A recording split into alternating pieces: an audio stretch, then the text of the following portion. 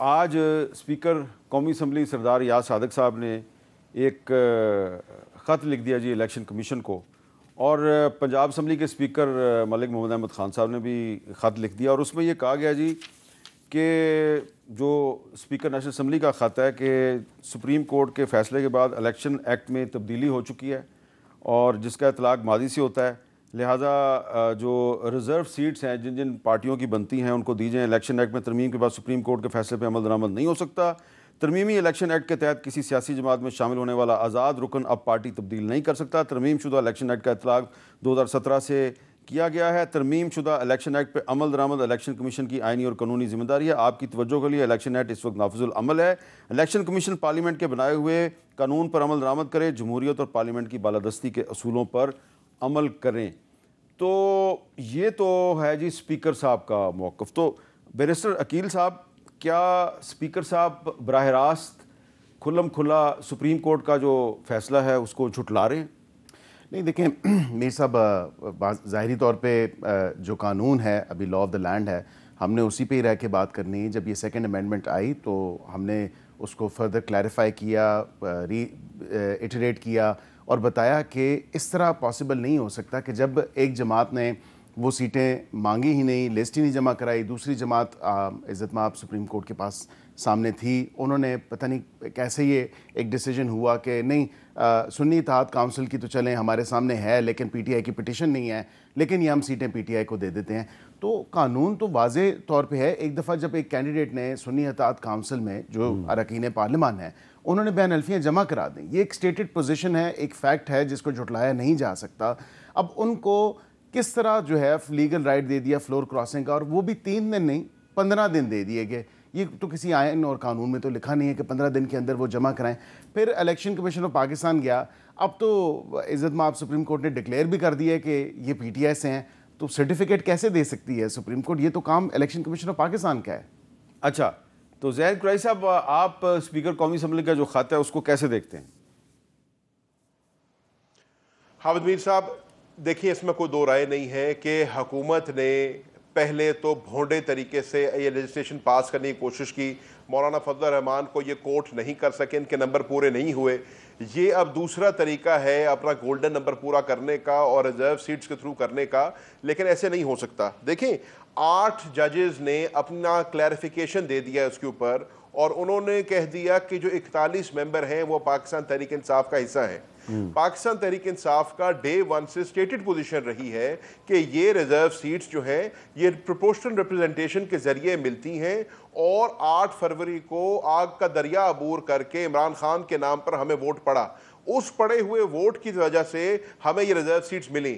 ان reserve seats کا بندر بانٹ کسی اور جماعت میں نہیں ہو سکتا۔ یہ کل بھی پاکستان تحریک انصاف کی سیٹیں تھیں، یہ آج بھی تحریک انصاف کی سیٹیں ہیں، اور جب سپریم کورٹ آف پاکستان نے پارلیمنٹری پارٹی بھی تسلیم کر لیا تحریک انصاف کو، اور 39 ممبرز پہلے اور 41 ممبرز اب سب کو پاکستان تحریک انصاف کر دیا، تو یہ سیٹیں پاکستان تحریک انصاف کی اور تحریک انصاف کو ملنی چاہیے۔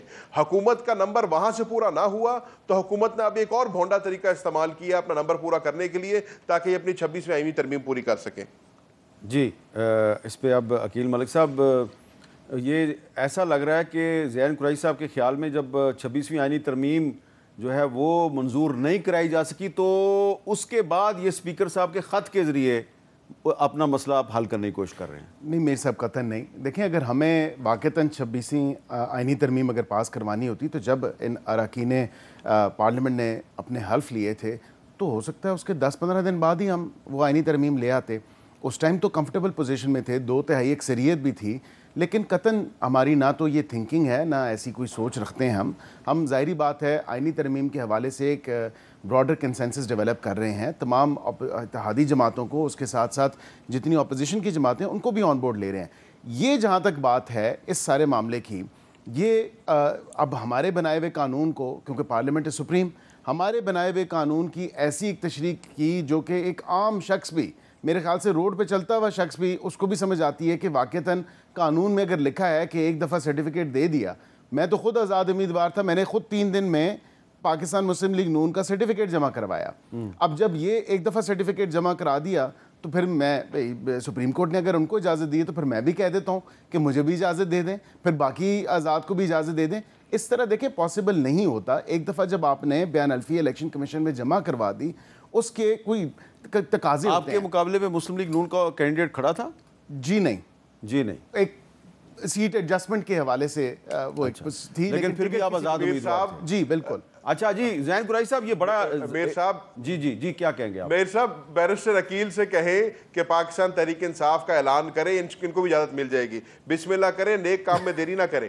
نہیں لیکن زین قریشی صاحب یہ ذرا ایک اس کا جواب دینا کہ یہ انڈیپینڈنٹ کینڈیڈیٹ تھے, تو انہوں نے اگر سرٹیفکیٹ جمع کرا دیا میں نے مسلم لیگ نون کو جوائن کر لیا, تو اس کے بعد پھر یہ دوبارہ کیسے کہہ سکتے ہیں کہ نہیں میں نے مسلم لیگ نون کو جوائن نہیں کیا, میں نے تو پی ٹی آئی میں جانا ہے؟ یہ کیسے پاسبل ہے؟ سر بیرسٹر صاحب قانون بھی میرے سے بہتر جانتے ہیں, لیکن جو میری انڈرسٹینڈنگ ہے نا وہ یہ ہے کہ جو 3 دن کا پیریڈ دیا جاتا ہے وہ اس وقت دیا جاتا تھا جب پروپورشنل ریپرزنٹیشن کے تحت سیٹوں کا فیصلہ کرنا ہوتا تھا. ویسے اگر کوئی انڈیپینڈنٹ کینڈیڈیٹ ہے تو وہ کسی بھی وقت کسی بھی جماعت کا تعین کر سکتا ہے. آپ کو یاد ہے پچھلی اسمبلی میں اسلم بھوتانی صاحب انڈیپینڈنٹ کینڈیڈیٹ تھے, انہوں نے بھی بعد میں اپنا فیصلہ کیا تھا.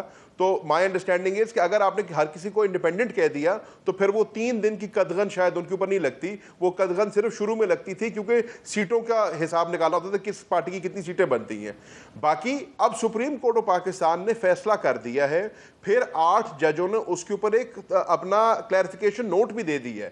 اس کلیریفیکیشن نوٹ کے اندر انہوں نے پاکستان تحریک انصاف کو پارلیمنٹری پارٹی تسلیم بھی کیا جو کہ الیکشن کمیشن نہیں کر رہی ہے, اور انہوں نے کہا کہ یہ 41 ممبر بھی یہ پاکستان تحریک انصاف کا حصہ بن گئے ہیں اور ان کے اوپر 63A بھی لاگو ہوتا ہے. تو میرے تو سمجھنے میں اس میں بڑی کلیئرٹی ہے, اس پہ کوئی دو رائے نہیں ہے. آپ سب اس میں سوری معذرت کے ساتھ, اس میں الیکشن ایکٹ 2017 اور آئین پاکستان بڑا واضح اور کلیئر ہے.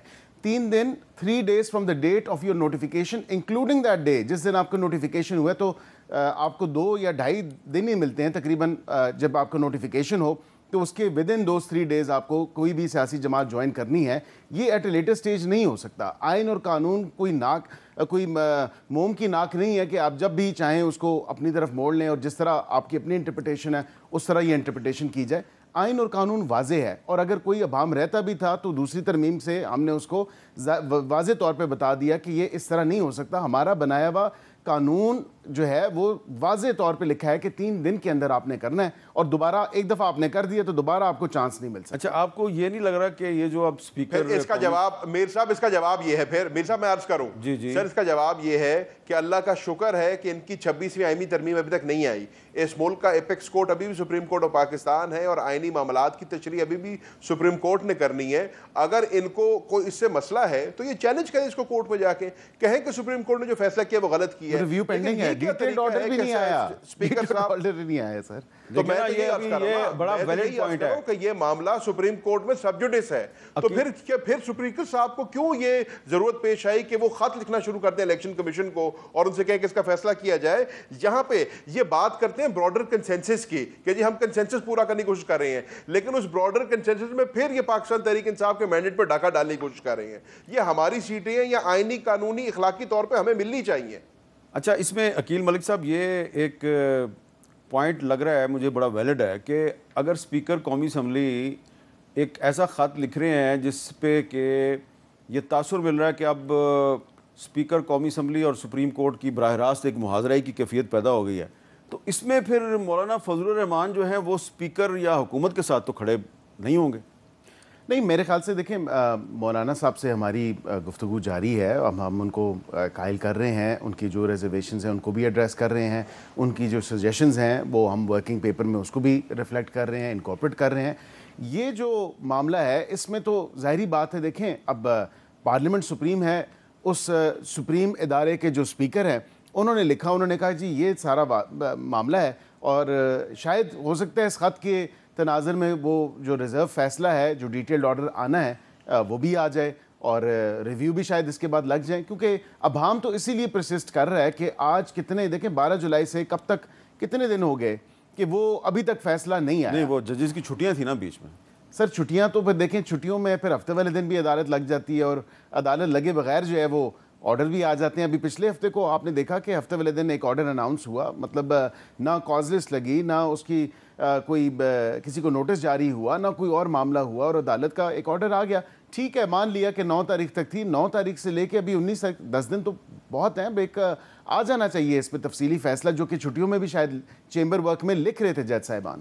زین صاحب, آپ نہیں سمجھتے کہ اب سپریم کورٹ کا جو فل بینچ کا فیصلہ ہے وہ آ جانا چاہیے؟ کافی دن گزر گئے ہیں. سر جی, جہاں تک تو چھٹیوں کی بات ہے تو وہ تو اتوار والے دن یہ قومی اسمبلی کا اجلاس بھی بلا لیتے ہیں, لیکن میرا بیرسٹر عقیل صاحب سے ایک بڑا معصومانہ سوال ہے, جہاں ملک کے اندر اتنا بڑا کانسٹیٹیوشنل کرائسس بنا ہوا ہے, جہاں آپ اپنی اجلاس بلانے کے باوجود بھی امینڈمنٹ پاس نہیں کرا سکے اور مولانا صاحب کو آپ منانے میں لگے ہوئے ہیں, کیا اس خط کی ٹائمنگ جو ہے اس سے شک و شبہ نہیں پیدا ہوتا؟ کیا جلدی تھی اسپیکر صاحب کو ابھی یہ خط لکھنے کی اور ریزرو سیٹس کا فوری فیصلہ کرانے کی؟ پہلے جو ایک پینڈنگ ایشو ملک میں چل رہا ہے اس کو تو پورا کر لیتے. سو جہاں تک فیصلے کی بات ہے وہ سپریم کورٹ کا اختیار ہے, سپریم کورٹ اپنا فیصلہ سنانا ہے. میرے سمجھنے میں حکومت نے عجلت کا فیصلہ کیا ہے, جلد بازی کا فیصلہ کیا ہے, اور ان کو انتظار کرنا چاہیے تھا سپریم کورٹ کے فیصلے کا. جی آپ اس کا کیا جواب؟ جی میں میر صاحب بالکل, میرے خیال سے شک و شبہات تو پھر اس بات پہ بھی آتے ہیں کہ میں نے ایک پروگرام میں کہہ دیا کہ یہ 41 لوگ آزاد ہیں, نہ یہ زمین پہ ہیں نہ آسمان پہ ہیں, یہ ہوا میں ہیں. پھر اس کے بعد ہفتے والے دن ایک فیصلہ بھی آ گیا, اور وہ بھی لگتا تو یہی ہے عجلت میں آیا ہے. اور اس کے بعد کیونکہ یہ چہم گوئیاں تو چل رہی تھیں کہ حکومت جو ہے آئینی ترمیم کی طرف جا رہی ہے, ظاہری بات ہے. دیکھیں ہم یہ کنسنسس ہم نے بالکل اجلاس بلایا تھا, اس میں کوئی دو رائے نہیں ہے, اور دونوں ہاؤسز کا اجلاس تھا, اور میر صاحب اور اتوار کو بلایا تھا, ہفتے والے دن بھی تھا, اتوار والے دن بھی تھا, اور یہ تقریباً 2-3 ہفتے سے ہم لوگ جو ہے وہ اس کو کر رہے تھے کہ ہم تیاری میں ہیں. آپ سپریم کورٹ کو فالو کرتے ہیں, سپریم کورٹ آپ کو فالو کرتی ہے اتوار والے دن جو آپ کام کرتے ہیں؟ میرے خیال سے ہم تو دن رات وزیر اعظم پاکستان محنت کر رہے ہیں, اور شب و روز محنت کر رہے ہیں, شبانہ روز محنت کر رہے ہیں, اور اتوار ہو, ہفتہ ہو, کوئی چھٹی کا دن بھی ہو, اس دن بھی وہ کام کرتے ہیں. تو گورنمنٹ تو کلیئر ہے کہ گورنمنٹ کی چھٹی نہیں ہے, گورنمنٹ تو شب و روز جو ہے وہ محنت کر رہی ہے. اچھا, اب اس میں ایک صورتحال ایسی بن گئی ہے کہ یہ جو آئینی ترمیم کی ہم بات کر رہے ہیں, اس پہ بہت سے لوگ جو ہیں وہ اپنی اپنی فہم اور شعور کے مطابق کچھ بات کر رہے ہیں. تو عمر ایوب خان صاحب جو کہ اپوزیشن لیڈر ہیں نیشنل اسمبلی میں, وہ کیا کہہ رہے ہیں اس پہ ذرا سنیں. اعظم تارڑ ہو گئے یا بلاول بھٹو, جس طرح کٹھ پتلیاں ہوتی ہیں, یہ کٹھ پتلیوں کا ہی رول ادا دونوں صاحبان کر رہے تھے. یہ خدا نخواستہ یہ بل یا پاس ہوتا تو پاکستان میں ایک قسم کا آپ سمجھیں کہ فیشسٹ سٹیٹ ہوتی, اور فیشسٹ / مارشل لا سٹیٹ ہوتا, اور یہاں پہ کسی قسم کی جمہوریت نہ ہوتی. عمر ایوب صاحب کہہ رہے ہیں کہ فیشسٹ / مارشل لا کی صورتحال پیدا ہو جاتی. تو بیرسٹر عقیل صاحب یہ مارشل لا کی بات کر رہے ہیں اپوزیشن لیڈر. دیکھیں میرے خیال سے یہ کوئی درست بات نہیں ہے, نہ کوئی مارشل لا کی بات ہے, نہ کوئی ایسی کوئی باز گشت ہے. ایک پولیٹیکل پروسیس ہے, اور حکومت جو ہے اپنے اتحادیوں کے ساتھ جو ہے ڈیموکریسی میں بلیو کرتی ہے, اور جمہوریت پسند ہونے کے ناطے سے ہم جمہوریت کو پروان چڑھا رہے ہیں, اس کو فروغ دے رہے ہیں, اور جمہوری عمل کر رہے ہیں. یہ دیکھیں اس تمام تر معاملے میں بھی اگر آپ دیکھیں تو اگر کیا براڈر کنسنسس یا دیگر سیاسی جماعتوں سے باتیں, یا ایون کہ اپوزیشن کی جماعتوں سے باتیں, وہ کمیٹی بھی وہاں پہ ان کا بیٹھنا, یہ تمام تر جمہوری تقاضے ہی ہیں نا. یہ کوئی ایسی بات تو نہیں ہے کہ ہم خدا نہ خواستہ کسی مارشل لا کی طرف یا کسی ڈکٹیٹرشپ کی طرف جا رہے ہیں, بالکل ایسا نہیں ہے. یہ جو زین قریشی صاحب ہمارے ساتھ پروگرام میں موجود ہیں, ان کو اور ان کے ساتھیوں کو جس طرح پارلیمنٹ ہاؤس کی بلڈنگ سے گرفتار کیا گیا, یہ کون سی دنیا کی جمہوریت میں ہوتا ہے؟ میں نے سب سے پہلے میر صاحب, حکومت سے اگر کسی نے پہلے کی ہے اس چیز کو کنڈیم, تو میں نے سب سے پہلے کنڈیم کیا تھا, اور زین صاحب آپ کو بالکل اس چیز کی گواہی بھی دیں گے کہ یہ کوئی طریقہ نہیں ہے. لیکن اس کے ساتھ ساتھ میں نے یہ بھی کہا تھا کہ ہمارا دیکھیں ان معزز اراکین پارلیمان کا استحقاق اگر مجروح ہوا ہے, اور یہ کوئی طریقہ نہیں ہے کہ کسی کو پارلیمنٹ کے اندر سے گرفتار کرنا, یا ایون کہ میں تو اس کی بھی خلاف تھا کہ پارلیمنٹ کے دروازے کے باہر سے گرفتار کرنا, ان گیٹس کے باہر سے گرفتار کرنا.